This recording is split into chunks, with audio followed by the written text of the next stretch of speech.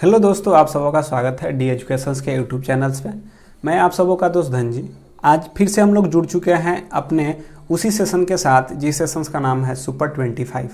Super 25 science का questions, जिसमें कि आपको देखने को मिलता है मेरे भाई 25 क्वेश्चंस साइंस के और 25 क्वेश्चंस आपके करंट अफेयर्स के देखने को मिलते हैं।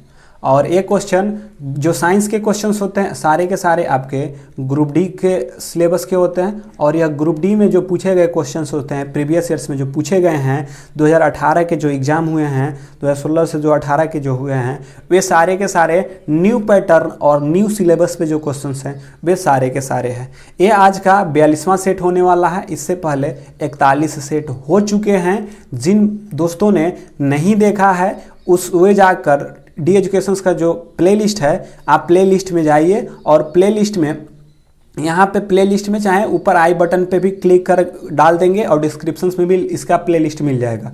या अंतिम में जब आप एंड स्क्रीन होता है तो एंड स्क्रीन पर भी देखेंगे आपका प्लेलिस्ट का सेक्शन मिल जाएगा। तो प्लेलिस्ट में आप जाइए और वहाँ 41 वीडियो रखे गए हैं। 41 वीडियो यहाँ रखे गए हैं। वे सारे के सारे वीडियो जो होंगे आपके ग्रुप डी से रिलेटेड हैं। जो वीडियो यह पहली बार देख रहे हैं वह 41 वीडियो को आप ज़रूर देखें मेरे भाई, क्योंकि यह आपका ग्रुप डी से संबंधित के लिए है, क्योंकि यह डी एजुकेशंस आपके ग्रुप डी में सफलता दिलाने के लिए है। तो एक बार क्लास को फटाफट से शेयर करें मेरे भाई और क्लास को हम लोग स्टार्ट करें, फटाफट से स्टार्ट कर सकें। तो एक बार क्लास को सभी लोगों के पास शेयर कर दिया जाए ताकि क्लास को जल्दी से जल्दी स्टार्ट किया जा सके। तो फटाफट शेयर करिए सभी के पास और क्लास को स्टार्ट कर दें। तो जो दोस्त मेरे लगातार जुड़ रहे हैं उनको तो बहुत बहुत धन्यवाद। आप लोग जुड़ते रहिए और जो लोग पिछले वीडियो को देख रहे हैं, आपका दम निश्चित है। जो एक वीडियो को लगभग 3 से 4 बार जो देख लिया उसका वे सारे के सारे उस वीडियो से क्वेश्चन उसका अपना हो जाता है। क्योंकि एक पढ़े हुए चीज़ को जब आप 3 से 4 बार पढ़ते हैं तो वह चीज़ आपकी हो जाती है। और एक बार ही सोचिएगा कि सिर्फ पढ़ कर रहने दें तो वो आपका नहीं होता है, क्योंकि आप एक बार ही उसको पढ़ें। आप पढ़े हुए चीज़ों को बार बार पढ़िए। तो चलिए आज का स्टार्ट करते हैं। तो जुड़ते रहिए और क्लास को शेयर भी कर दीजिए और देखते हैं आज का पहला क्वेश्चन ये रहा। आपको बताना है कि गिरते हुए नारियल में होता है, जो गिरते हुए नारियल में होता है नाभिकीय ऊर्जा, ध्वनि ऊर्जा, गतिज ऊर्जा और स्थितिज ऊर्जा। बताइए कि क्या होगा, क्योंकि गिर रहा है वस्तु तो गिरते हुए वस्तु में होता है नाभिकीय ऊर्जा, ध्वनि ऊर्जा या रासायनिक ऊर्जा। बताइए क्या होता है, जल्दी से बताइए क्या होगा। चलिए, तो ये था पहला क्वेश्चन। बताइए कि गिरते हुए, तो ये तो सबको पता है कि जब गिर रहा है और नारियल है तो नारियल में एम होगा ही, गिर रहा है तो वेग होगा ही। जब एम और भी होगा तो mv² होता है किसका, गतिज ऊर्जा के, तो सबको पता है। तो इस पर कोई डिस्कशन नहीं। आगे, यदि कोई वस्तु को 200 न्यूटन है और उसका जी का मान इतना है तो बताना है, यदि एक वस्तु का भार 200 न्यूटन है तो ज्ञात करें। क्या ज्ञात करें, एक सेकेंड थोड़ा सा मिस हो गया होगा कुछ, ठीक है। इसका द्रव्यमान ज्ञात करना है। क्या ज्ञात करना है, तो द्रव्यमान बताएं कि क्या होगा। यदि एक वस्तु का भार 200 न्यूटन है और तो द्रव्यमान बताइए कितना होगा, जबकि जी का मान इतना दे दिया है 10 मीटर प्रति सेकेंड स्क्वायर। जल्दी से बताइए। हम लोग वैसे क्वेश्चन को चर्चा नहीं कर पाएंगे जो कि सब लोग जानते हैं, हाँ, लेकिन वैसे क्वेश्चन को जरूर चर्चा करेंगे जिसको कि किसी को नहीं आता और सबको कन्फ्यूजन होता है। तो जो इजी क्वेश्चन होगा उसको टिक मार्क कराते हुए बनाते हुए निकल जाएंगे। तो ये तो सबको पता है कि यहाँ पे भार दिया हुआ है, मतलब आपका भार 200 न्यूटन दिया हुआ है और वेट इक्वल टू होता है mg, मतलब भार बराबर होता है द्रव्यमान गुणे जो त्वरण होता है, जो गुरुत्वीय त्वरण। तो m और g भार दे दिया है कितना, 200 न्यूटन, तो 200 न्यूटन। m हमसे पूछ रहा है तो छोड़ देंगे और g का मान 10 दिया हुआ है, 10 से 10 कटा देंगे तो m बराबर हो जाएगा 20। अब रहा बात कि जो 20 होगा यह द्रव्यमान है और द्रव्यमान का मात्रक क्या होता है, kg होता है, तो 20 kg होगा। यहाँ पे सब में 20-20 कर दिया है। बस आपसे पूछा था कि द्रव्यमान ज्ञात करना है, तो द्रव्यमान जब निकलेगा तो द्रव्यमान का मात्रा क्या होता है, kg होता है, और कुछ करना था नहीं। पृथ्वी के सतह से गुरुत्वीय त्वरण का मान इतना, तो पृथ्वी के सतह पर उसकी त्रिज्या इतनी, ठीक है, उसकी त्रिज्या का 1/10 ऊंचाई पर उसका त्वरण का मान लगभग कितना होगा। जल्दी से बताना है कि जब पृथ्वी के सतह पर गुरुत्वीय त्वरण जो होता है, जो पृथ्वी के सतह पर जब होते हैं तो उस पर गुरुत्वीय त्वरण जब सतह पर होते हैं, जब सतह पर होते हैं तो गुरुत्वीय त्वरण का मान मेरा 9.8 होता है। तो आप उसकी त्रिज्या के 10/1/10 ऊंचाई पर हों, जब उसकी त्रिज्या जितनी होती है उसके आप 1/10वें ऊंचाई पे हैं, तो बताइए क्या होगा। आपको पता है कि सतह से ऊपर और नीचे जाने पर, ऊपर जाइए या नीचे जाइए, दोनों ही स्थिति में आपका त्वरण का मान घटता है। तो जल्दी से बताएंगे कि क्या होगा इसका। चलिए बनाइए इसको, जल्दी जल्दी से बनाएंगे। और यह है आज का बहुत महत्वपूर्ण क्वेश्चन। मान लीजिए कि यह आज का कॉन्सेप्चुअल क्वेश्चंस है और यह क्या है, वीवीआई क्वेश्चंस भी है, मतलब कि इसको हम लोग समझेंगे और बनाएंगे भी। आइए देखिए कैसे बनाते हैं, क्योंकि ये आपको भी परेशान कर रहा होगा, जबकि क्योंकि पता है कि मेरे दोस्तों को कौन सी क्वेश्चंस परेशान करती है। तो आइए अब कहा जाए कि पृथ्वी के तल से या सतह से, ठीक है, पृथ्वी के तल या सतह से ऊपर जाने पर, जो पृथ्वी के तल से या सतह से ऊपर जाने पर जो गुरुत्वीय त्वरण में परिवर्तन को देखिए कैसे ज्ञात किया जाता है। तो उसके लिए सूत्र होता है जी डैश, मतलब कि परिवर्तन को जी डैश से, जी डैश बटे में जी प्लस 1 प्लस आर बटे में, सॉरी एच बटे में आर ई मतलब पृथ्वी की त्रिज्या का होता है इसको स्क्वायर, इसका क्या होता है, स्क्वायर होता है। यह इसका सूत्र होता है। ध्यान से रखिएगा, क्या करिएगा, ध्यान रखिएगा थोड़ा सा कि,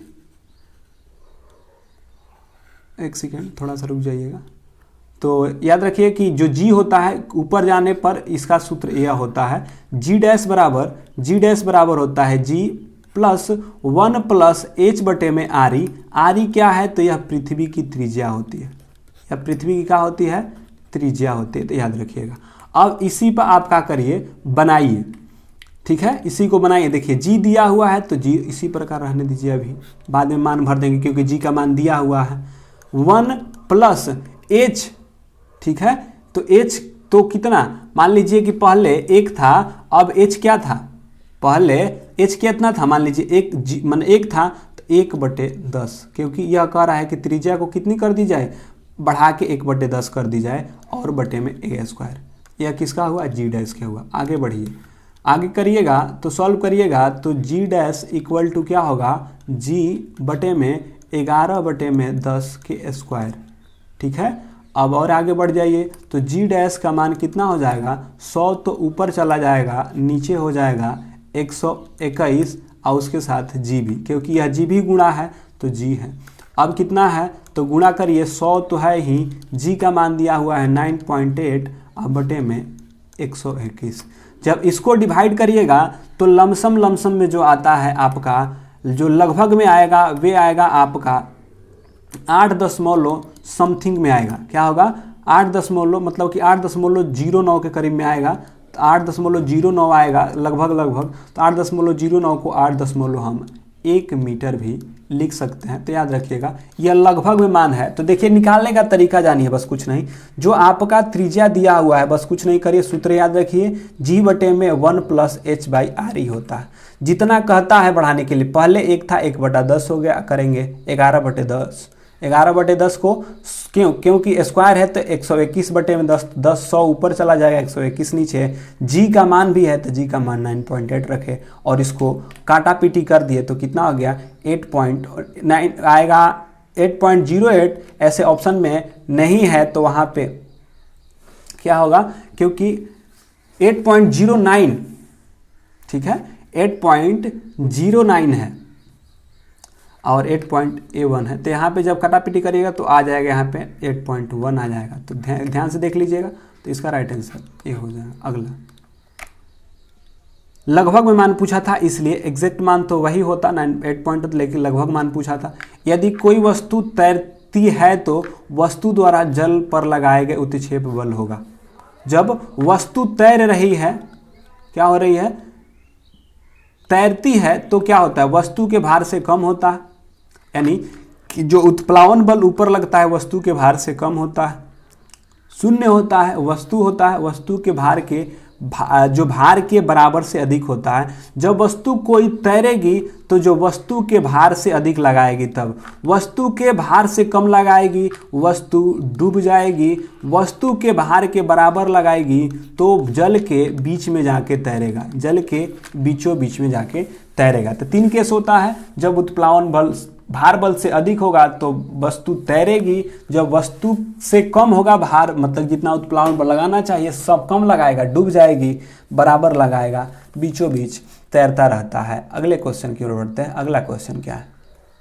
अगला क्वेश्चन कहेगा कि घनत्व निम्नलिखित में से किसका अनुपात है? घनत्व किसका अनुपात है? ये तो 3-4 दिन से क्वेश्चन से घिसा पीटा क्वेश्चन हो गया है। तो सबको पता है कि घनत्व जो होता है, घनत्व बराबर होता है, डेंसिटी बराबर होता है, घनत्व बराबर होता है द्रव्यमान बटे में आयतन। क्या? आयतन। तो यहाँ पे देखिए आयतन बटे में द्रव्यमान नहीं, द्रव्यमान बटे में आयतन। अगला, घर्षण द्वारा किया गया कार्य होता है, धनात्मक होता है, ऋणात्मक होता है, उदासीन होता है या शून्य होता है।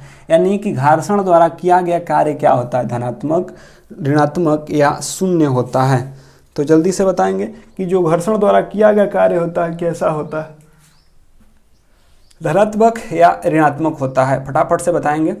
और जो भाई लेट से जुड़े हैं वे लोग वीडियो को शेयर कर देंगे और वीडियो को लाइक भी कर देंगे, क्योंकि लाइक करने में आप लोग कंजूसी करते हैं, तो कंजूसी न किया करें, वीडियो को लाइक भी किया करें, ताकि जो मेहनत कर रहा है उसको भी अच्छा लगे कि हाँ मेहनत कर रहे हैं, तो मेहनत पसंद आ रहा है। ठीक है। और बच्चों को जोड़ने का प्रयास करिए ज़्यादा से ज़्यादा। और यह 42 नंबर सेट है, उससे पहले जो हो चुका है उसको आप देख सकते हैं। तो बताइए कि घर्षण द्वारा किया गया कार्य कैसा होता है? धनात्मक होता है या ऋणात्मक होता है या क्या होता है? तो सबको पता है कि घर्षण द्वारा जब हम कार्य इधर करते हैं तो घर्षण इधर लगता है, मतलब कि बल लगाएंगे इधर, घर्षण लगता है इधर। जब बल लगाते हैं इधर, घर्षण लगेगा इधर, तो कहेंगे कि घर्षण द्वारा कार्य किया गया क्या होता है? ऋणात्मक होता है।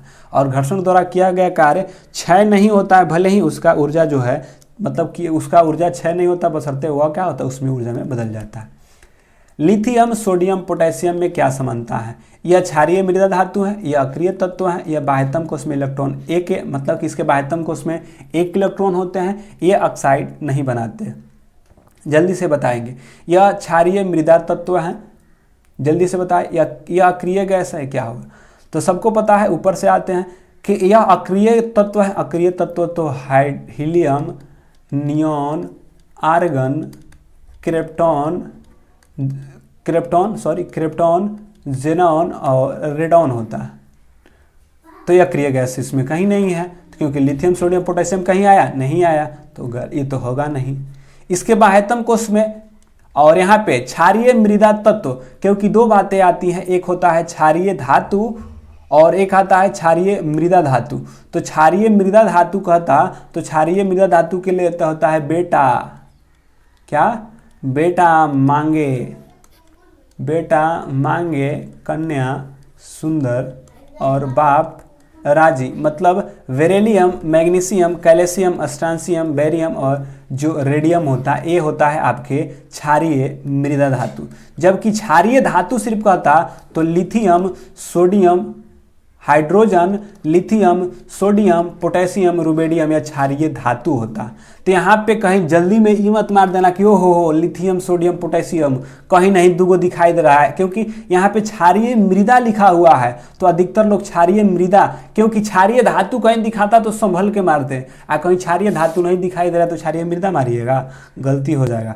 क्योंकि इनके बाह्यतम कोश में 1 इलेक्ट्रॉन होता है, दम बात सही है, क्योंकि लिथियम का परमाणु संख्या 3, तो 2 1, सोडियम के 2 8 1 क्योंकि 11 होता है, तो सबके बाह्यतम कक्षा में एक एक इलेक्ट्रॉन होते हैं। ये बात सत्य है और यही बात आपसे पूछ रहा है। क्या समानता है? तो इसके बाह्यतम कोश में एक एक इलेक्ट्रॉन होते हैं। तो कहीं आओ न ताव देखा मार दिया क्षारीय मृदा, तो मार, क्योंकि यहाँ पे क्षारीय धातु होता तो संभल के मारता, हालांकि क्षारीय मृदा होता तो अधिकतर लोग यही मार के भाग जाते हैं, क्योंकि और नहीं दिखाई देता। बस ये हम ही कन्फ्यूजन है।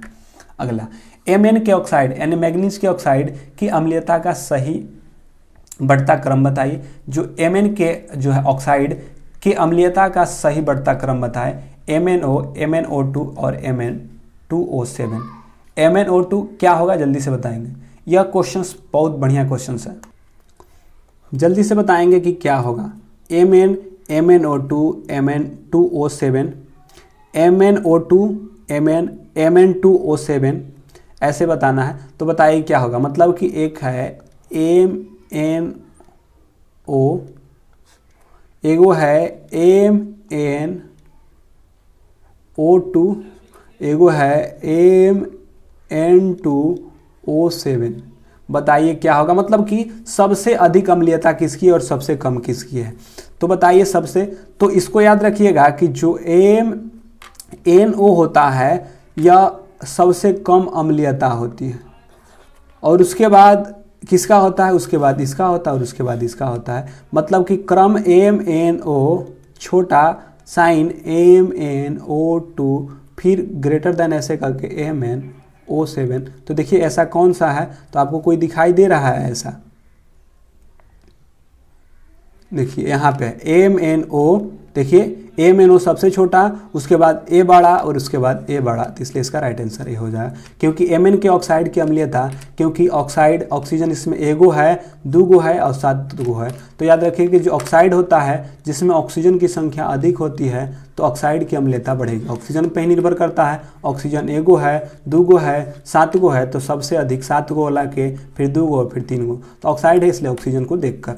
अधातु के व्यापक उपयोग, मतलब अधातु का व्यापक उद्योग में होता है किसके लिए डाइस किया जाता है। अरे यार अब करिए। अधातु का व्यापक उद्योग में होता है, अधातुओं का व्यापक उद्योग में उपयोग होता है। अधातुओं का व्यापक उपयोग डैश डैश में होता है। कहाँ? जल क्वथनांक, बॉयलर में, खाद में, हवाई जहाज बनाने में, मशीनरी यंत्रीय उपकरण में। जो अधातु होते हैं, जो अधातु होता है, अधातु का उपयोग अधिकतर कहाँ किया जाता है? जल के क्वथनीकरण यानी बॉयलर में, खाद में, हवाई जहाज बनाने में। खाद मतलब जो उर्वरक होता है उसमें, कहाँ? जो खाद जिसे हम उर्वरक कहते हैं ना, वही उर्वरक है। उर्वरक में, हवाई जहाज में, कहाँ? तो अधातु बताइए, अधातु का उपयोग कहाँ किया जाता है? तो जल्दी से, अधातु का जो व्यापक उद्योग होता है जिसे हम खाद बनाने में प्रयोग करते हैं। जो खाद और उर्वरक जो होता है उसको बनाने में हम प्रयोग करते हैं। तो इसको खाद बनाने में कोई पूछता है कि जो अधातु होता है उसका प्रयोग कहाँ करते हैं आप, तो खाद बनाने में। जो ग्रुप 15वां तत्व होता है, जो ग्रुप का जो 15वां तत्व होता है उसको खाद बनाने वाला तत्व, जैसे कि नाइट्रोजन हुआ, फास्फोरस हुआ, क्लोरीन, ये सब सारे के सारे क्या हैं? अधातु ही हैं। और इन सब का प्रयोग हम अधातु को उर्वरक बनाने में करते हैं। तो याद रखिएगा कि जो ये सारे के सारे आपके होते हैं। तो नाइट्रोजन हुआ, फास्फोरस जैसे अधातुओं का उपयोग हम उर्वरक के पौधे बनाने में और बेहतर को सुधार करने के लिए, यानी उर्वरक को बनाने के लिए करते हैं। अगले क्वेश्चन की ओर आते हैं। 3 तत्व है एक्स भी जेड के इलेक्ट्रॉनिक विन्यास क्रमशः इतना, इतना और इतना है। मतलब 2 8 7, 2 8 2, 2 8 8 है। तो तत्व जेड की क्या होगी? ठीक है, मैंने तत्व मतलब कि एक्स जो है, एक्स बता दिया है, एक्स का विन्यास है 2 8 7, वाई भी का दे दिया है मेरे भाई 2 8 2, और जो जेड है इसका दे दिया है 2 8 8। तो आपको पता होना चाहिए कि 8 2 10 7 17, यह 17 है, 8 2 10, यह 12 है, और यह क्या है 8 2 10 8 18 है। अब पूछ रहा है कि इसके इलेक्ट्रॉन 18 है, मतलब वर्ग 18, यानी कि परमाणु क्रमांक इसका 18 है। तो जो 18, तो बताइए 18 को क्या कहते हैं? अधातु कहते हैं, निष्क्रिय कहते हैं, उपधातु कहते हैं या धातु कहते हैं? तो आपको पता है कि जो 18 होता है वे आर्गन का होता है, और आर्गन जो होता है आपके अक्रिय गैस है। क्या है? अक्रिय गैस है। तो कहेंगे कि जेड जो है एक अक्रिय गैस है। अक्रिय गैस या निष्क्रिय गैस या नोबेल गैस इत्यादि इत्यादि कहते हैं। 17 का कहता तो इसको हाइलोजन गैस कहते हैं। क्या कहते हैं? हाइलोजन गैस कहते हैं। और जो 12 होता है, 12 को हम क्षारीय मृदा धातु कहते हैं। क्षारीय मृदा धातु कहते हैं। तो इसका राइट आंसर निष्क्रिय होगा।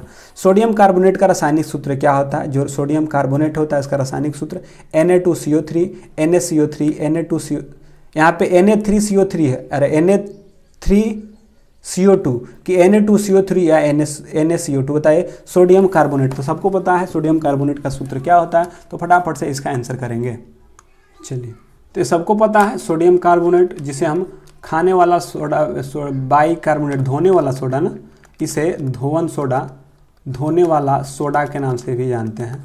तो धोने वाला सोडा का जो सूत्र होता है सबको पता है कि Na2CO3, यह होता है आपके सोडियम कार्बोनेट। तो सोडियम कार्बोनेट Na2CO3 इसका राइट आंसर हो जाएगा। अगला, क्यूप्रस ऑक्साइड में कॉपर की संयोजकता कितनी होती है? आपको क्यूप्रस ऑक्साइड के कॉपर की संयोजकता बतानी है कि कॉपर की संयोजकता कितनी होती है। कॉपर मतलब तांबा की संयोजकता कितनी होती है, जल्दी से बताएंगे। तो फटाफट से बताएंगे क्यूप्रस ऑक्साइड और कॉपर की संयोजकता क्या होता है। मेरे भाई, पहले तो आपको क्यूप्रस ऑक्साइड का सूत्र याद होना चाहिए। क्यूप्रस ऑक्साइड का सूत्र होता है क्या होता है? Cu2O, मतलब कि Cu2 जो होता है इसको हम क्यूप्रस ऑक्साइड या कॉपर ऑक्साइड भी कहते हैं। क्या कहते हैं? कॉपर ऑक्साइड भी कहते हैं। तो याद रखिएगा, तो Cu2O जो होता है ये आपके कॉपर ऑक्साइड होता है, या इसी को क्यूप्रस ऑक्साइड, कॉपर ऑक्साइड या क्यूप्रस ऑक्साइड। लेकिन एक आता है क्यूप्रिक ऑक्साइड, क्यूप्रिक ऑक्साइड। तो क्यूप्रिक ऑक्साइड का सूत्र होता है CeO। ठीक है, तो याद रखिएगा कि क्यूप्रस ऑक्साइड को ही कॉपर ऑक्साइड कहा जाता है, जिसको कि Cu2O होगा। तो मैंने Cu2O, जबकि क्यूप्रिस जो होता है, जो क्यूप्रिक ऑक्साइड होता है जिसको CEO कहते हैं, यह इसी की कॉपर की संयोजकता पूछे कि जो होता है इसकी जो संयोजकता होता है क्यूप्रिक की, जो क्यूप्रिक ऑक्साइड की संयोजकता होती है 2। क्या होती है? क्यूप्रिक ऑक्साइड की संयोजकता होती है 2, जबकि क्यूप्रस ऑक्साइड या कॉपर ऑक्साइड की संयोजकता होती है 1। तो एक किसकी होती है? तो क्यूप्रस ऑक्साइड या कॉपर ऑक्साइड का, जबकि क्यूप्रिक ऑक्साइड का है, क्यूप्रिक ऑक्साइड जिसे CEO कहते हैं, इसकी संयोजकता होती है 2। कितनी होती है? 2। तो याद रखिएगा कि क्यूप्रस ऑक्साइड की संयोजकता 1, जबकि क्यूप्रिक ऑक्साइड कहा जाएगा तो क्यूप्रिक ऑक्साइड की संयोजकता जो होती है वे होती है आपको कितनी? 2।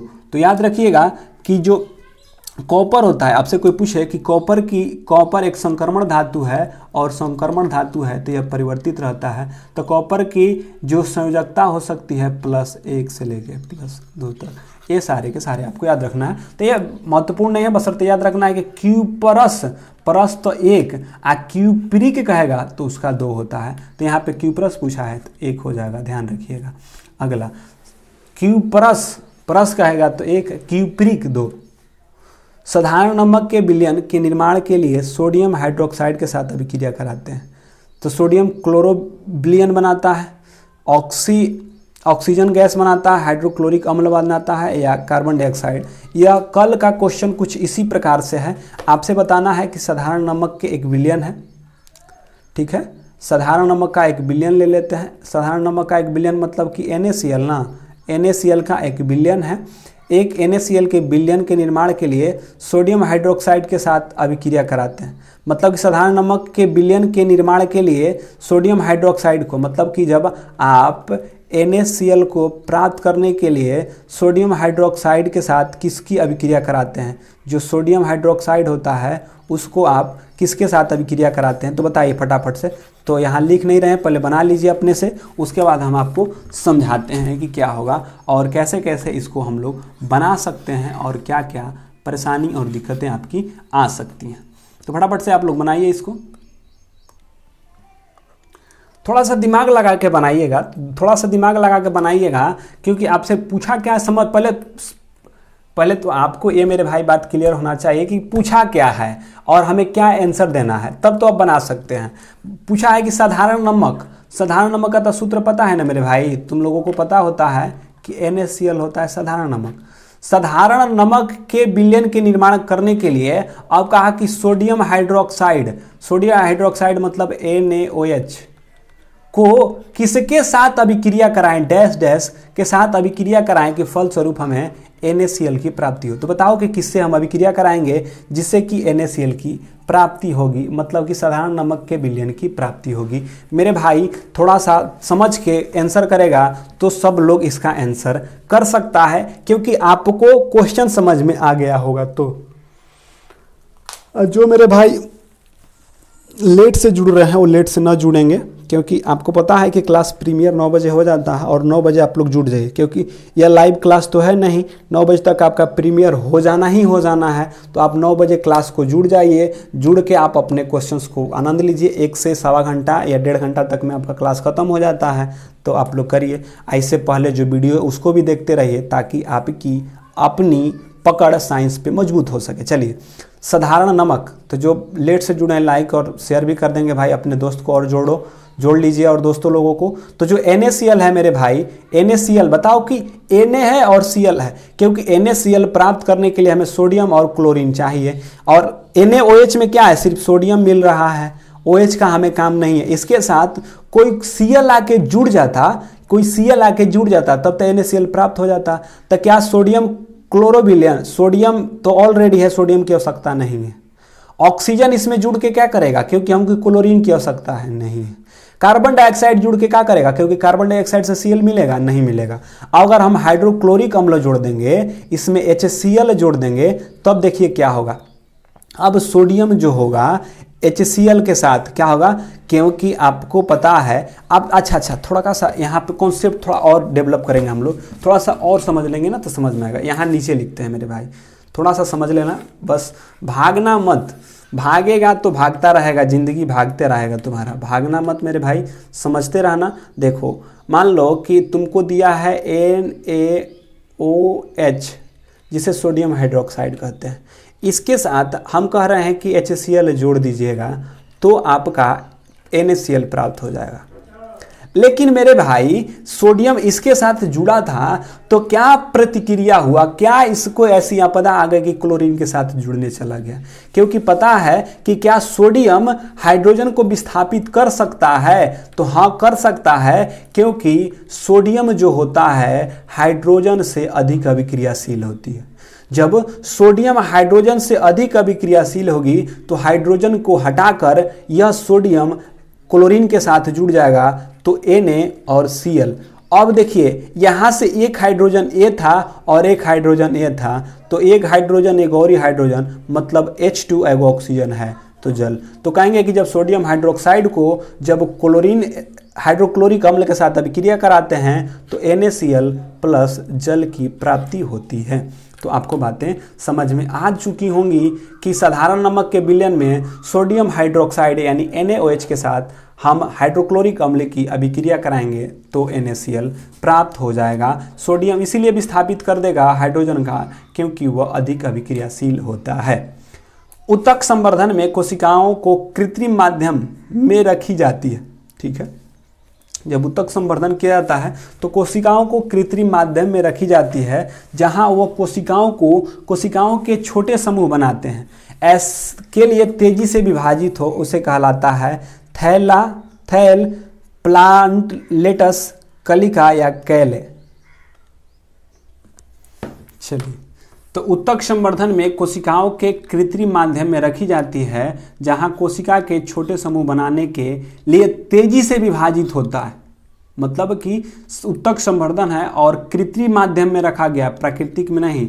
ऐसे तो कृत्रिम माध्यम में रखा गया, ऐसे तो अपने से वो अपने आप विभाजित, ऊतक संवर्धन में कोशिकाओं को कृत्रिम माध्यम में रखी जाती है, जहां कोशिका छोटे से समूह बनाने के लिए तेजी से विभाजित होते हैं, मतलब कि बहुत जल्दी जल्दी विभाजन होने लगता है, उसको हम क्या कहते हैं, तो उसको कलिका, कैले नहीं है, यहाँ पे कैलस होना चाहिए, क्या होना चाहिए, कैलस, तो यहाँ पे थैलस, कैलस, कलिका प्लेंटस बताया। तो जो उसको जहाँ रख कर कृत्रिम संवर्धन किया जाता है ना, उसको कैलस बोलते हैं।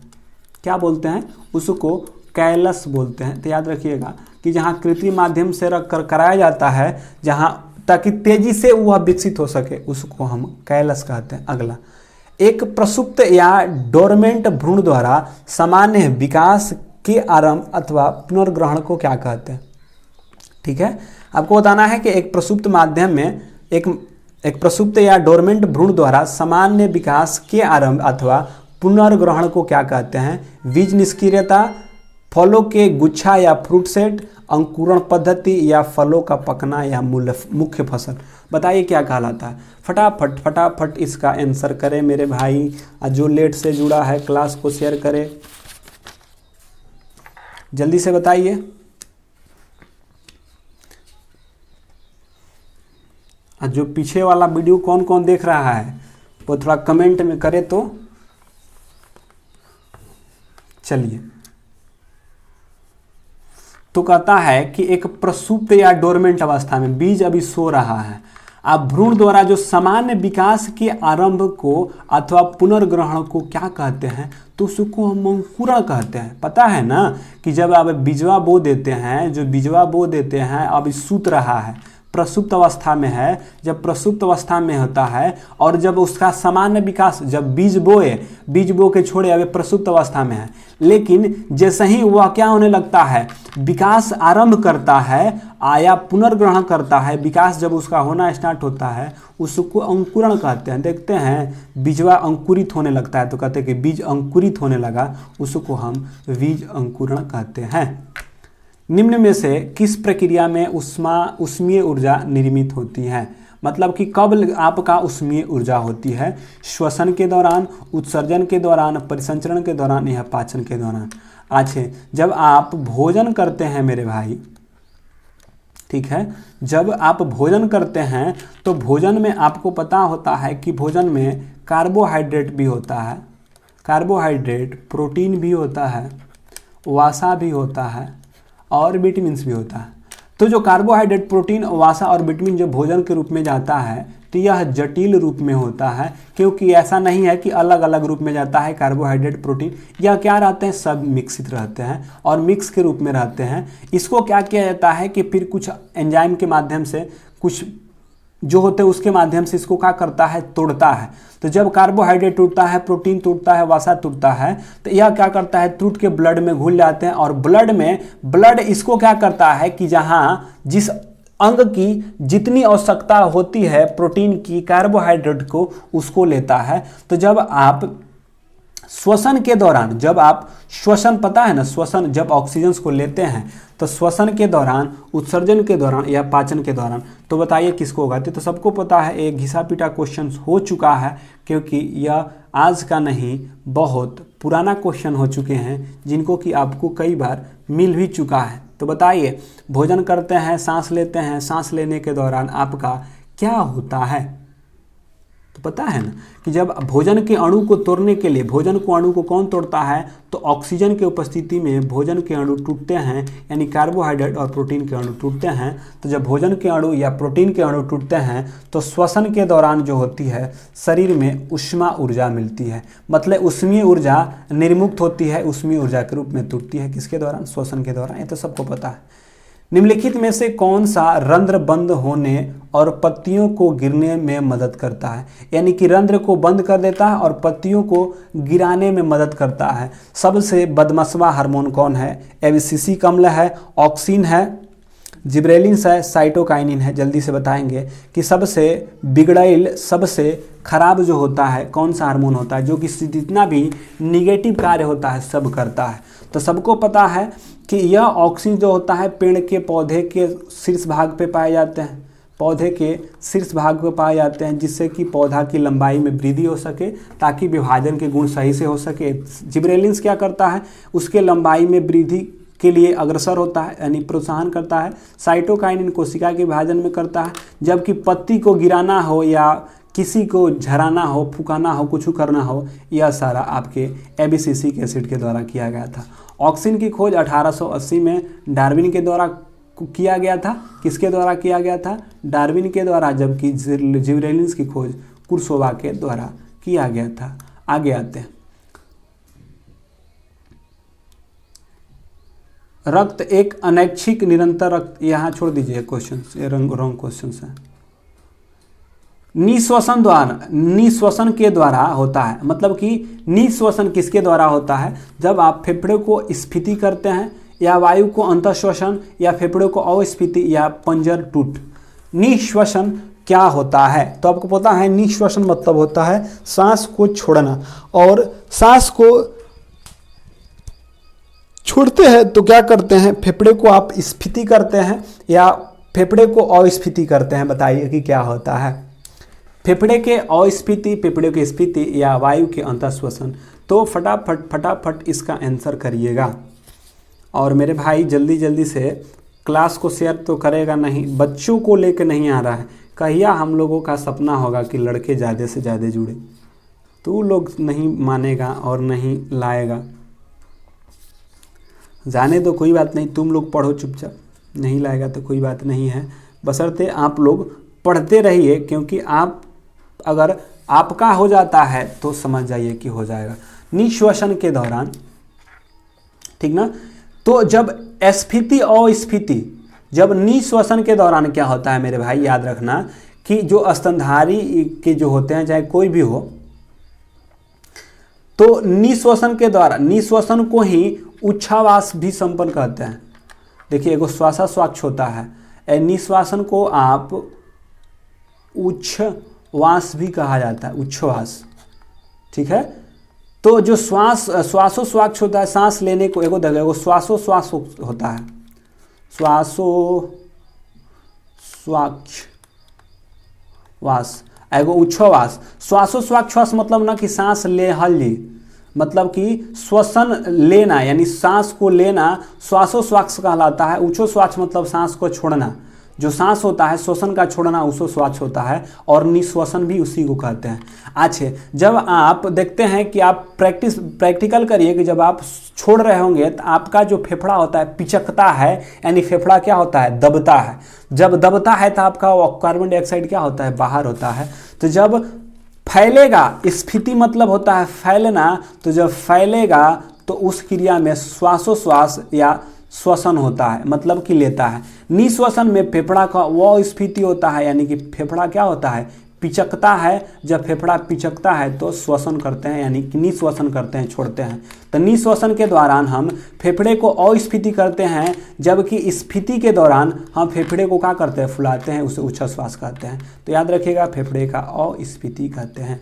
अगला, अस्थि कोशिकाओं का एक दृढ़ आव्यूह के अंतः स्थापित होता है, मतलब कि जो अंतः कोशिकाएं एक दृढ़ आव्यूह में अंतः स्थापित होता है। जो अस्थि कोशिकाएं एक दृढ़ आव्यूह के अंतः स्थापित होता है। कैल्शियम और फास्फोरस में कैल्शियम प्लेटिनम, प्लेटिनम गलत, कैल्शियम मैग्नीशियम, कैल्शियम पोटेशियम। बताइए कि क्या होगा? ऐसा ऐसा ऑप्शन डाला है कि काटते चले जाइएगा, तब पर भी आप इसको पकड़िए सकते हैं। तो पकड़िए कि क्या होगा इसका राइट आंसर, जल्दी से करिए मेरे भाई सब। एगो नौकरी तो लेना ही है, जब से नौकरी नहीं होगा तब तक से जगते रहना है और पढ़ते रहना है, क्योंकि इस बार आर या पार होना चाहिए, क्योंकि 1 लाख वैकेंसी से अधिक रेलवे ग्रुप डी में सीट है। और एक सीट में कैसे आपका एक सीट पक्का हो, इसके लिए आपको और हमको दोनों लोगों की मेहनत करनी होगी। जब दोनों लोग साथ साथ मेहनत करेंगे तो सफल तो निश्चित रूप से होंगे। तो सफल होना है और 1 लाख में से एक सीट पक्का लेना है। जिसको लेना है वह पढ़ते रहेगा। यह आज का 42वां सेट है। इससे पहले हम लोग 41 सेट कर चुके हैं और 41 सेट का मेरे दोस्त लोग तुम लोग जरूर से जरूर देखो। 2 से 3 बार, 3 से 4 बार परीक्षा आते आते 3 से 4 बार इसको रिवीजन कर जाओ, ताकि आपका ये क्वेश्चन आपका हो जाए, क्योंकि ये सारे के सारे ग्रुप डी के क्वेश्चन हैं। तो अस्थियों की कोशिका में दृढ़ आव्यूह यानी कि जो उसकी कठोरता प्रदान करता है वे होता है कैल्शियम और फास्फोरस। क्या होता है? तो पूछता है कि अस्थियों को दृढ़ता कौन प्रदान करता है, आव्यूह कौन करता है, तो वह होता है कैल्शियम और फास्फोरस। और कभी कभी पूछता है कि हड्डी में ओसिन प्रोटीन भी पाया जाता है। ओसिन प्रोटीन किस में पाया जाता है? तो हड्डियों में पाया जाता है, अस्थियों में पाया जाता है। तो अगले क्वेश्चन की ओर बढ़ते हैं। ये क्या थे आज आपके साइंस के क्वेश्चंस थे? क्या थे आज आपके? यह साइंस के क्वेश्चंस थे। अब हम लोग करेंगे करेंट अफेयर्स के क्वेश्चंस को। क्या करेंगे? करेंट अफेयर्स को। तो अपने स्कोर एक बार शेयर कर दे और थोड़ा सा सुन लीजिएगा। जो इस चैनल पर पहली बार होंगे मेरे भाई, जो पहली बार होंगे वे सब्सक्राइब कर लेंगे, उसके साथ साथ बेल आइकॉन का बटन भी प्रेस कर लेंगे, क्योंकि यह हम लोग को पता है कि 9 से 10, साढ़े 10 बजे तक, सवा 10 बजे तक या 9 से 10 बजे तक हम लोग का क्लास होता है, जिसमें कि साइंस और करंट अफेयर्स होते हैं। साइंस ग्रुप डी से जो प्रीवियस ईयर्स में, और करंट अफेयर्स भी आपके जो कि साल भर के जो वार्षिकांक है उन सारे से क्वेश्चंस को आपको लेकर आया जाता है, जिससे कि आपकी एग्जाम में डायरेक्ट टकराए, जिससे आपकी सफलता सुनिश्चित हो सके। तो चलिए लेट ना करते हैं, अब बढ़ते हैं अगले क्वेश्चंस की ओर। आज का देखते हैं कि आज कौन कौन से क्वेश्चंस हैं जो कि आपके करंट अफेयर्स में बने हैं। तो क्या आप लोग रेडी हैं? रेडी हैं तो एक बार जल्दी से थम्स अप कर देंगे और हम लोग स्टार्ट कर देते हैं। चलिए तो फटाफट से सभी लोग थम्स अप करेंगे और स्टार्ट करते हैं। चलिए आइए मेरे भाई, ये रहा आज का पहला क्वेश्चन। आपको बताना है कि हाल ही के दिनों में सुर्खियों में रहा टोकामक क्या है? टोकामक क्या है? आपसे पूछे कि टोकामक क्या है, चर्चा में था टोकामक। चीन द्वारा निर्मित एक रोवर है। क्या है? चीन द्वारा निर्मित एक रोवर है। जापान द्वारा निर्मित एक प्रक्षेपास्त्र है। जल्दी से बताएंगे कि क्या है। दिनों में रहा टोकामक क्या है मेरे भाई बताएगा।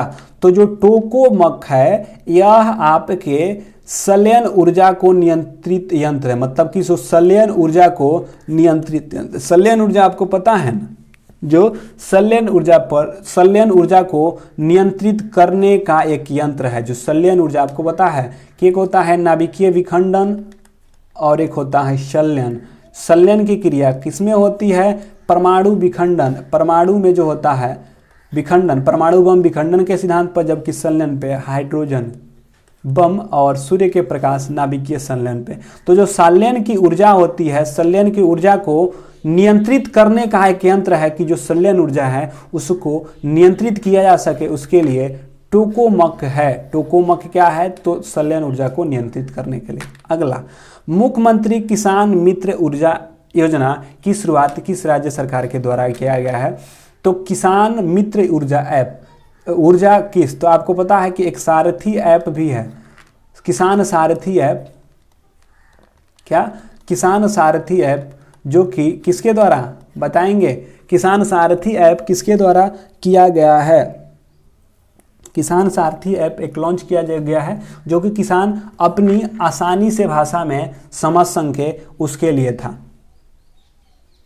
तो आप लोग कमेंट में इसका आंसर करेंगे तो मेरे दोस्त लोग बता देंगे, क्योंकि उनको याद है कि जो कृषि मंत्री जिनको दिया गया है नरेंद्र सिंह तोमर या कैसे कुछ का कहें, वही है। आइए, मुख्यमंत्री किसान मित्र ऊर्जा ऐप के पूछे कि इसकी लॉन्चिंग किसके द्वारा किया गया है? तो यह राजस्थान के द्वारा। तो मुख्यमंत्री किसान ऊर्जा योजना की शुरुआत किसके द्वारा? तो राजस्थान के द्वारा। अगले क्वेश्चन की ओर बढ़ते हैं।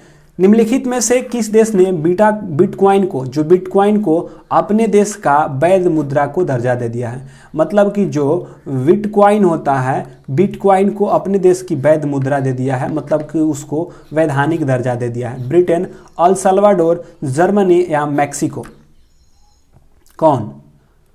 कौन सा देश ने बिटकॉइन को अपने देश की वैध मुद्रा दे दिया है, मतलब कि उसको वैधानिक रूप दे दिया है? तो आपको पता होना चाहिए कि जो बिटकॉइन को अपने देश की वैध मुद्रा के रूप में दर्जा दिया है वह है आपके अल सल्वाडोर को। किसको? अल सल्वाडोर को, जो अल सल्वाडोर होता है उसको दे दिए हैं। तो याद रखिएगा अल सल्वाडोर बिटकॉइन के रूप में दे दिया है। अगले युवा शक्ति कोरोना मुक्ति अभियान, आपको बताना है कि युवा शक्ति कोरोना मुक्ति अभियान किस राज्य सरकार की पहल है? उत्तर प्रदेश की, महाराष्ट्र की, मध्य प्रदेश की या आंध्र प्रदेश की? युवा शक्ति कोरोना मुक्ति, युवा शक्ति कोरोना मुक्ति अभियान किस राज्य की है? युवा शक्ति कोरोना मुक्ति यह किस राज्य की अभियान है? तो याद रखिएगा कि युवा शक्ति कोरोना मुक्ति यह मध्य प्रदेश की योजना है। युवा शक्ति कोरोना मुक्ति मध्य प्रदेश की है। अगला 14 जून 2021 को नाटो शिखर सम्मेलन की 31वीं औपचारिक बैठक का आयोजन कहाँ किया गया? मतलब कि यह नाटो का शिखर का यह 14 जून 2021 को नाटो की 31वीं औपचारिक बैठक का आयोजन कहाँ किया गया है? बेल्जियम में, अल्बानिया में, फ्रांस में, रोमानिया में? बताइए कि जो नाटो का शिखर सम्मेलन 31वीं हुआ है, जो औपचारिक बैठक इसका आयोजन कहाँ किया गया है? बेल्जियम में, अल्बानिया में, फ्रांस में या रोमानिया में? जल्दी जल्दी से बताइए सभी लोग। 31वां औपचारिक बैठक नाटो का, तो यह किया गया है आपके बेल्जियम में। तो याद रखिएगा कि जो 31वें नाटो का जो शिखर सम्मेलन का आधार जो औपचारिक बैठक है वे आपके बेल्जियम में किया गया है। अगला भारत तथा किस देश ने द्विपक्षीय व्यापारिक संबंधों को मजबूती देने के लिए दोनों देशों को 10 वर्षीय रोड मैप का अनावरण किया है? यूके, मालदीव, वियतनाम या कनाडा? फटाफट से बताएंगे कि किसने।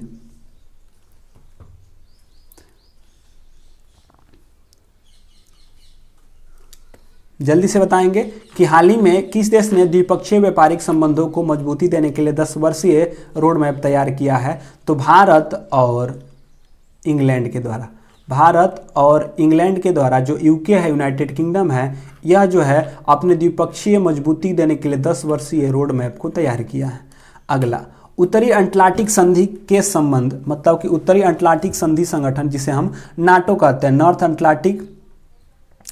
अटलांटिक ट्रीटी ऑर्गेनाइजेशन जो होता है, नाटो का फुल फॉर्म होता है नॉर्थ अटलांटिक ट्रीटी ऑर्गेनाइजेशन होता है, जो नाटो देश के किस देश में संयुक्त सैन्य अभ्यास डिफेंडर यूरो 2021 का शुभारंभ किया गया है? इटली में, पुर्तगाल में, स्पेन में या अल्बानिया में? बताइए कि जो उत्तरी अटलांटिक संधि के संगठन जो नाटो देशों ने किस देश में संयुक्त सैन्य अभ्यास डिफेंडर यूरो 21 का शुभारंभ किया है? डिफेंडर का शुभारंभ किसके द्वारा किया गया है? जल्दी से बताइए।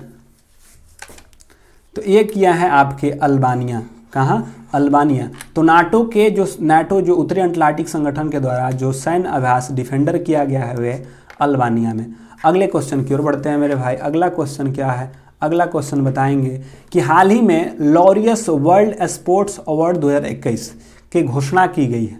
ठीक है, यहाँ क्या लॉरियस वर्ल्ड स्पोर्ट्स अवार्ड 2021 की घोषणा की गई है। इसके संबंध में बताना है कि sports women of the year Naomi Osaka को चुना गया है और sports man of the year Rafael Nadal को चुना गया है। क्या केवल एक सत्य है, एक और दो दोनों सही है, केवल दो सत्य है या एक और दो दोनों सत्य है? आपको बताना है कि लॉरियस वर्ल्ड स्पोर्ट्स अवार्ड से किसे सम्मानित किया गया है, क्या बात सत्य है? तो फटाफट से इसका आंसर करेंगे।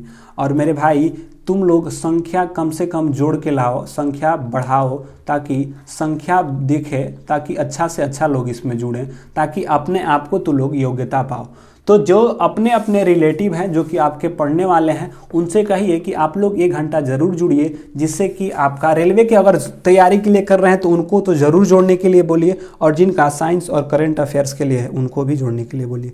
आइए इसको देखते हैं। सही बात है मेरे भाई कि वुमेन में कहे ना कि स्पोर्ट्स लॉरियस के sports women of the year Naomi Osaka जीती हैं, ये बात एकदम सत्य है। कि महिला में पूछे क्या sports women of the year Laureus का किसे मिला है, नवामी ओसाका की, ये भी बात तो सत्य है। और राफेल नडाल को पुरुष में मिला है, man of the year Laureus के राफेल नडाल। तो याद रखिएगा, महिला में नवामी ओसाका और पुरुष में राफेल नडाल, तो दोनों के दोनों क्या हैं, सत्य हैं। तो याद रखिएगा दोनों सत्य हैं। अगला, हाल ही में किस संस्था के द्वारा विकसित एंटी कोविड-19 दवा ड्रग्स टू डॉक्सी जो है को एक कोरोना वायरस प्रभावित रोगियों को प्रयोग के लिए स्वीकृति दिया गया है? इंडियन रेड क्रॉस सेक्टी यानी क्या है बताइए, इंडियन मेडिकल सर्विस या डिफेंस, क्या इंडियन नर्सिंग काउंसिल, क्या होगा जल्दी से इसको बताइए। Drugs Doxy D glucose 2G जिसे कहा जाता है, DG टॉक्सी, जल्दी जल्दी बताइए इसका क्या होगा।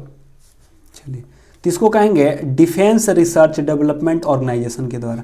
किसके लिए स्वीकृति दे दिया है? डिफेंस रिसर्च डेवलपमेंट ऑर्गेनाइजेशंस के द्वारा दे दिया गया है। अगला, आवास एवं शहरी मामले मंत्रालय द्वारा जारी रैंकिंग के तहत, मतलब कि आवास और शहरी मंत्रालय के द्वारा जारी रैंकिंग के तहत स्मार्ट सिटी मिशन के क्रियान्वयन किस राज्य में प्रथम स्थान पे था?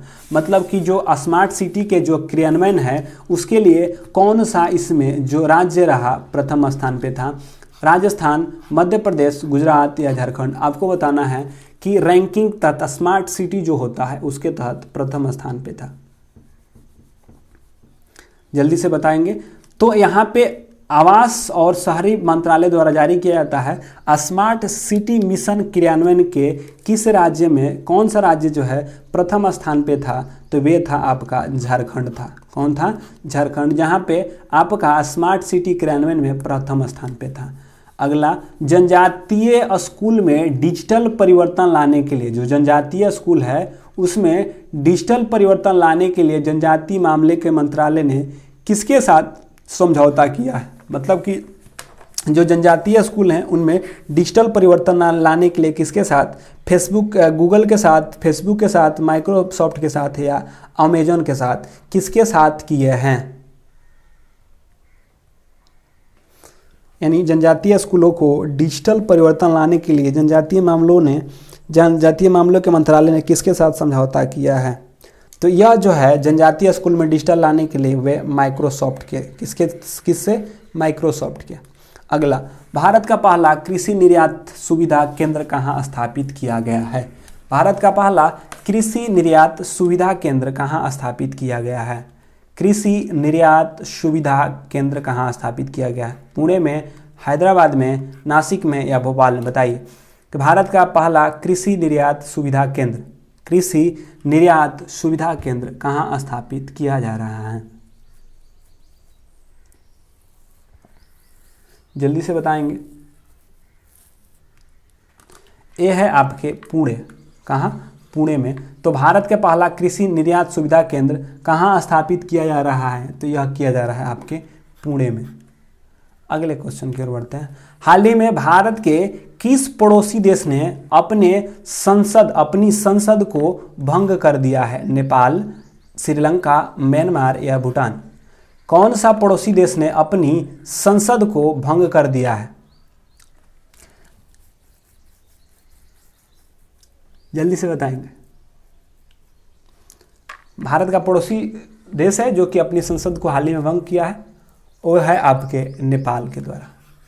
किसके द्वारा किया गया है? नेपाल के द्वारा किया गया है। अगला, निम्नलिखित में से किस संस्था ने यंग वॉरियर्स अभियान की शुरुआत किया है? आपको बताना है यंग वॉरियर्स अभियान की शुरुआत किसने किया है? नीति आयोग ने, CBSE ने, शिक्षा मंत्रालय ने या इनमें से कोई नहीं? आपको बताना है यंग वॉरियर अभियान। यंग वॉरियर अभियान किसके द्वारा शुरू किया गया है? फटाफट से बताएंगे मेरे भाई कि यंग वॉरियर अभियान आप सबों को पता है यंग वॉरियर अभियान। चलिए, तो यंग वॉरियर अभियान कहेगा तो यह जो है आपके CBSE के द्वारा, जो CBSE है, CBSE जो बोर्ड होता है उसके द्वारा यंग वॉरियर अभियान की शुरुआत किया गया है। भारत के 48वें मुख्य न्यायाधीश के रूप में किसने शपथ लिया है? नुंतो पाटीवाल वेंकट रमन, सुशील चंद्रा एस रमन या टीबी सोमनाथन? बताइए एस रमन कौन बने हैं? 48वें मुख्य न्यायाधीश के रूप में कौन बने हैं? जल्दी से बताएंगे। आपको पता है सुशील चंद्र यह मुख्य निर्वाचन आयुक्त है, मुख्य निर्वाचन आयुक्त है। ठीक है, तो जो एस रमन्ना है क्या है? जो एस रमन्ना है या क्या है बताइए? या नतुन पालिटी वेंकट रमन है या एस रमन है?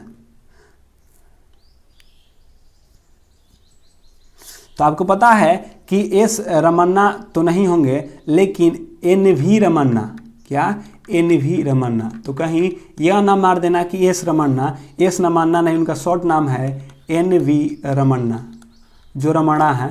तो एन वी से उनका नाम है नूतल पाटी वेंकट रमन। क्या? नूतल पाटी वेंकट रमन। एन वी रमन्ना का फुल नेम है नूतल पाटी वेंकट रमन, क्योंकि यही जो है आपके मुख्य न्यायाधीश 48वां जो मुख्य न्यायाधीश बने हैं। तो 38वें मुख्य न्यायाधीश के रूप में कौन शपथ ग्रहण किए हैं? तो काल जी कहा जाएगा नूतल पंटी वेंकट रमन, यानी एन वी रमन्ना होते हैं। अगला एन वी रमन्ना। आपको बताना है कि किस संस्था ने अंतरिक्ष प्रौद्योगिकी को क्षेत्र में निजी क्षेत्र को कंपनी को भागीदारी बनाने का निर्णय लिया है? मतलब किस संगठन ने अंतरिक्ष प्रौद्योगिकी को क्षेत्र में मतलब कि अंतरिक्ष प्रौद्योगिकी क्षेत्र में निजी क्षेत्र की कंपनी को भागीदारी बनाने का निर्णय लिया है? इसरो के द्वारा, डीआरडीओ, नासा या सीएनएस? सब कर दिया जाएगा आपका निजीकरण। बताइए कि अब कोई भी ऐसा संस्था नहीं बच रहा है जहां पे निजीकरण की बात नहीं किया जा रहा है, प्राइवेटाइजेशन की बात नहीं किया जा रहा है।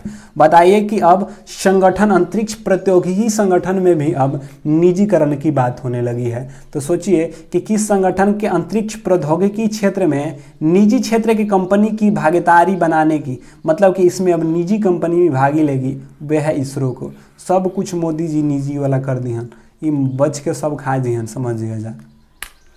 17 अप्रैल 2021 को उष्णकटिबंधीय चक्रवात जिसका नाम है सरोजा, उष्णकटिबंधीय चक्रवात जिसका नाम है सरोजा ने किस देश में भारी तबाही मचाई? बताओ। सेरोजा है।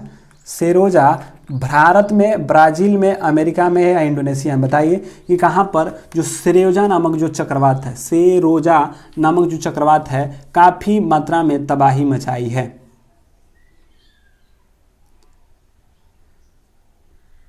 तो जल्दी से बताएंगे। चलिए, तो जो यह है चक्रवात सेरोजा है आपके इंडोनेशिया में भारी तबाही मचाई थी। तो इंडोनेशिया में सेरोजा भारी तबाही मचाई थी, याद रखिएगा। अगला, हाल ही में विजडन द्वारा किस खिलाड़ी को लगातार दूसरी बार Wisden leading cricket in the world के रूप में चुना गया है? Wisden leading cricketer in the world, दूसरी बार इनको चुना गया है। Wisden leading cricket of the world, leading cricket in the world से किसे चुना गया है? वेन स्टोक को, विराट कोहली को, केन विलियमसन को या स्टीव स्मिथ को? किसे? बताइए तो कौन है जिसे विजडन के leading cricket in the world के रूप में चुना गया है? यह हाल ही में किसके द्वारा लगातार दूसरी बार विजडन लीडिंग क्रिकेट ऑफ से चुना गया है?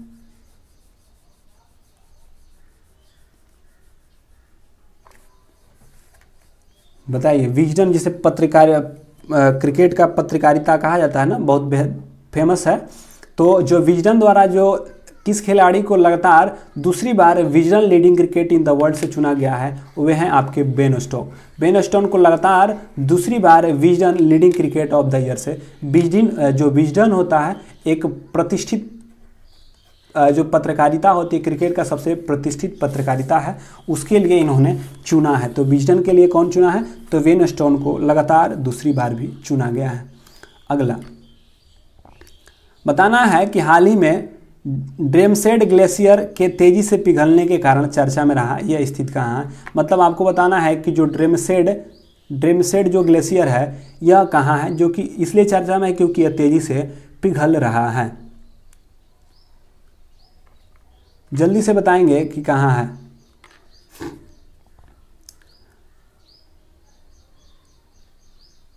चलिए, इसकी अगर बात कहा जाए तो यह है आपके आर्कटिक सागर में। कहाँ स्थित है? आर्कटिक सागर में स्थित है। तो जो ड्रेमेसेड ग्लेशियर है वह कहाँ स्थित है? तो वह आपके आर्कटिक सागर में स्थित है। तो ड्रेमेसेड ग्लेशियर इसलिए चर्चा में है क्योंकि यह तेजी से पिघल रहा है और यह आर्कटिक सागर में स्थित है। अगले क्वेश्चन की ओर बढ़ते हैं। इसका आंसर करिए कि किस देश की लापता पनडुब्बी की खोज हेतु भारत ने डीप, ठीक ना, DSR के मदद के लिए भेजा है सबसे मर्जेंस रेस्क्यू व्हीकल। सबसे मतलब कि सबसे मर्सेज रेस्क्यूल जिसका नाम है, मतलब कि यहाँ से डीप है, यहाँ थोड़ा यहाँ से ऐसे होना चाहिए था कि यहाँ से पढ़िएगा कि किस देश के लापता पनडुब्बी की खोज के लिए डीप सब मर्सेज रेस्क्यू व्हीकल जिसका नाम है डीप, DSRV का फुल फॉर्म होता है डीप सब मर्सेज रेस्क्यू व्हीकल, यानी DSR के मदद के लिए भेजा है मलेशिया को, सिंगापुर को, जापान को या इंडोनेशिया को। मतलब कहाँ के पनडुब्बी को मतलब कि लापता हो गया उसके लिए भेजा गया है, रेस्क्यू के लिए। जल्दी से आप लोग बताएंगे।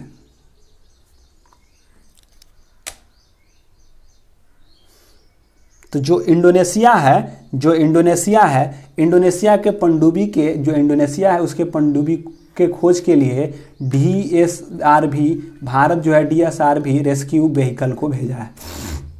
अगला, स्कूली बच्चों के लिए मासिक माइक्रो छात्रवृत्ति कार्यक्रम लागू करने के लिए देश का पहला राज्य कौन है? केरल, सिक्किम, तमिलनाडु, असम। जल्दी से बताएंगे।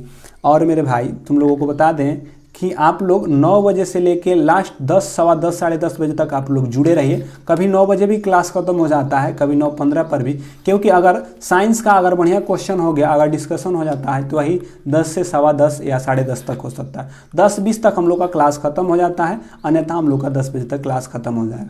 तो आप लोग 9 बजे तक करेक्टली जुड़ जाइए, और सभी लोग जो लेट से जुड़ते हैं आप पहले जुड़िए, और अपने जोड़ने के साथ साथ अपने दोस्तों को भी जोड़िए। और एक और बात कि जाते समय आप लोग कमेंट बॉक्स में कमेंट करके जाएं कि वीडियो का कैसा लगा या क्या लगा। और लाइक नहीं करते हैं, सबसे गंदी बात है कि लाइक कर दीजिए और कमेंट भी किया कीजिए। कमेंट करने में 2 सेकंड लगता है, कमेंट करके उसके बाद सोइए या पढ़िए।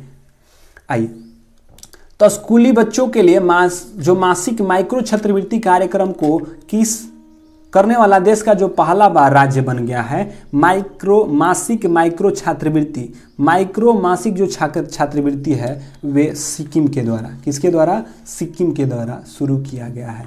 अगला, कक्षा 1 से 12 तक के छात्रों को टेक्स्ट बुक के लिए ई-लाइब्रेरी तैयार करने वाला देश का पहला राज्य, मतलब कि 1 से 12वीं कक्षा के लिए, कक्षा के टेक्स्ट बुक के लिए ई-लाइब्रेरी तैयार कर रहा है। क्या? ई-लाइब्रेरी तैयार करने वाला देश का पहला राज्य कौन बना है? महाराष्ट्र, उत्तर प्रदेश, बिहार या हरियाणा। जल्दी से बताएंगे कि क्या होगा। यानी 1 से 12वीं तक के छात्रों को टेक्स्ट बुक के लिए ई-लाइब्रेरी तैयार करने के लिए देश का पहला राज्य बन गया है ई-लाइब्रेरी। तो यह बन गया है पहला राज्य बिहार सरकार। नीतीश जी काम कर रहे हैं भाई पढ़ाई के क्षेत्रों में। 1 से 12 तक के छात्रों को टेक्स्ट बुक के लिए लाइब्रेरी, ई-लाइब्रेरी कहेगा तो बिहार में। अगला तो काम खत्म हो गया। ये थे आज आपके टोटल के टोटल करीब 45, 46 या 48 क्वेश्चन होंगे आज। तो ये थे आज का लास्ट क्वेश्चन था।